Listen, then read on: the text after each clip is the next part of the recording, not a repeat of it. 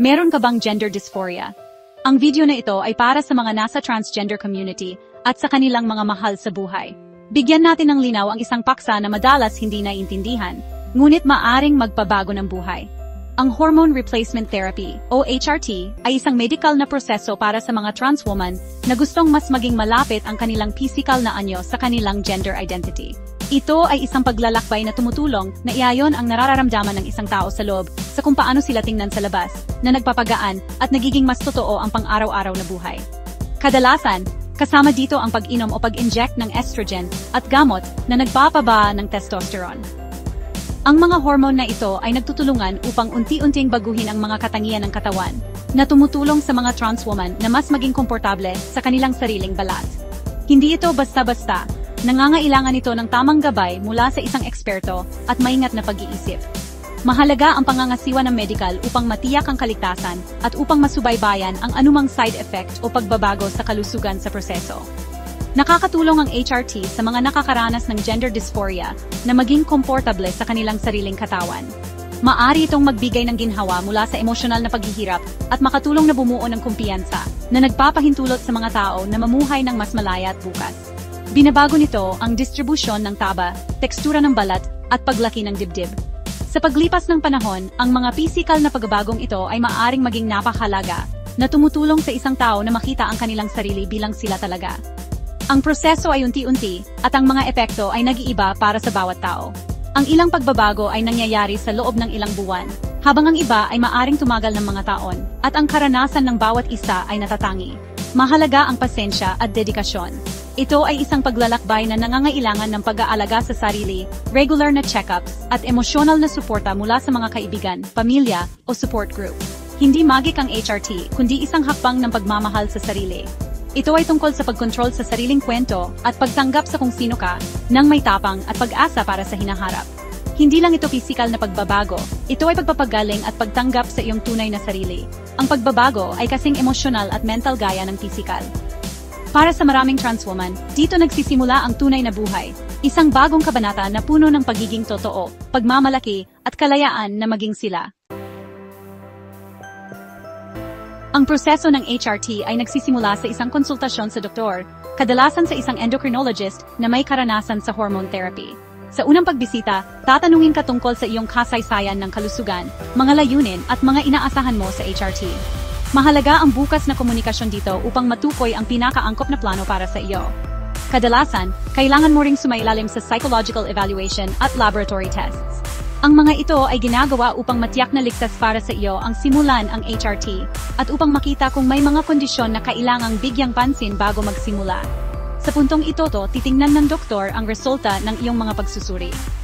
Dito malalaman kung anong dosage ng hormones ang tama para sa iyo, pati na rin kung may iba pang health concerns na dapat isaalang-alang. Ang bawat tao ay may unique na pangangailangan, kaya personalized ang approach. Kapag handa ka na, bibigyan ka ng reseta ng iyong doktor. Maaring ito ay pills, patches o injections, depende sa kung ano ang pinakaangkop sa iyong lifestyle at medical needs. Ipapaalam din sa iyo ang tamang paraan ng paggamit ng mga ito. Mahigpit na ipinapayo na huwag mag-self-medicate.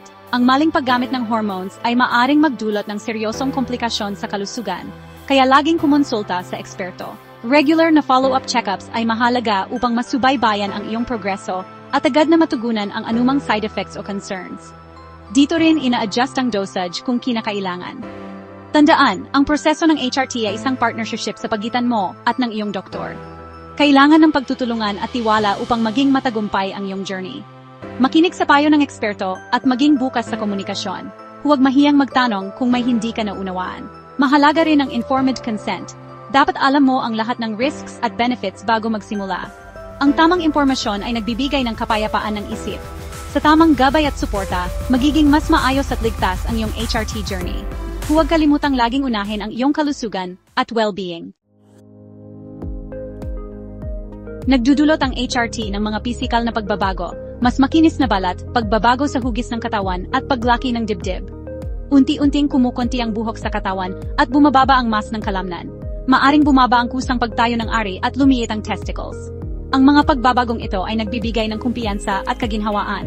Pinapabuti ng HRT ang kalusugan ng isip at emosyon, pinabawasan ang gender dysphoria. Maraming trans woman ang nagiging mas masaya at mas panatag sa kanilang sarili.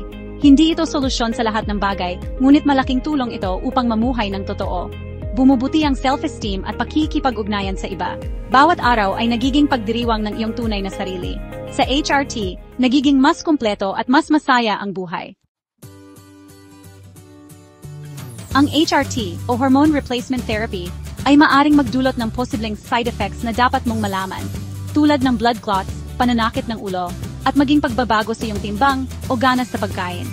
Ang mga epektong ito ay maaring magkakaiba sa bawat tao, at minsan ay maaring banayad lamang. Ngunit sa ibang kaso, maaari silang maging mas seryoso at mangailangan ng medical na atensyon. Ang ilang tao ay maaring makaranas ng mataas na presyon ng dugo, pagbabago ng mood, o emosyonal na pagtaas at pagbaba. Mahalagang subaybayan ang iyong katawan at mapansin ang anumang pagbabago, pisikal man o emosyonal, upang matugunan mo ang mga ito ng maaga. Mahalaga ang regular na check-up at bukas na komunikasyon sa iyong doktor upang maiwasan ang mga komplikasyon. Huwag magatubiling magtanong o ibahagi ang iyong mga alalahanin dahil ang iyong healthcare provider ay naroon upang suportahan ka sa iyong paglalakbay. Normal ang emosyonal na pagbabago, maghanda at huwag matakot humingi ng tulong.